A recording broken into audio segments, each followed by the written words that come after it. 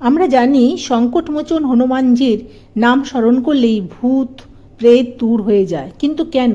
পুরাণে কি এমন ঘটনা ঘটেছিল যে হনুমানজির নাম স্মরণ বা ভজন করলেই ভূত প্রেত ধরধর করে কাঁপতে থাকে? মান্যতা আছে যে রামায়ণের সময় রাক্ষস রাজা রাবণের ভাই অহিরাবণ তন্ত্রমন্ত্র, কালীবিদ্যা আর ব্ল্যাক ম্যাজিকের মহান জ্ঞানী ছিলেন, যিনি ছলনা করে রাম আর লক্ষ্মণকে পাতাললোকে নিয়ে গিয়েছিলেন। অহিরাবণের ওপর আশীর্বাদ ছিল যে যতক্ষণ না তার সমস্ত প্রাণজ্যোতি একসাথে নিভে যায় ততক্ষণ সে মরবে না।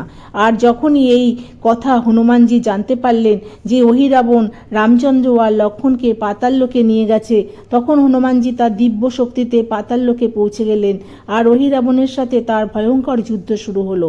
যতবার হনুমানজি অহিরাবণকে বধ করলেন ততবারই অহিরাবণ জীবিত হয়ে ওঠেন। এই সময় হনুমানজি যুদ্ধ থামিয়ে ভাবতে থাকেন, এটা কোনো যুদ্ধ নয়, অহিরাবণের মায়াজাল।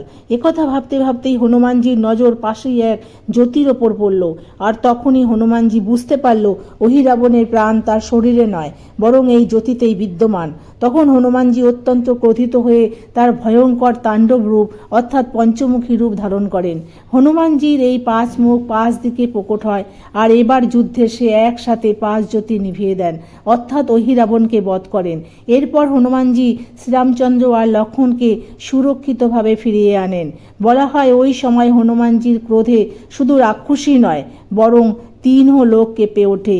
এই জন্য আজও যেখানে হনুমানজির নাম নেওয়া হয় সেখানেই ভূত প্রেত অশুভ শক্তি দূর হয়ে যায়।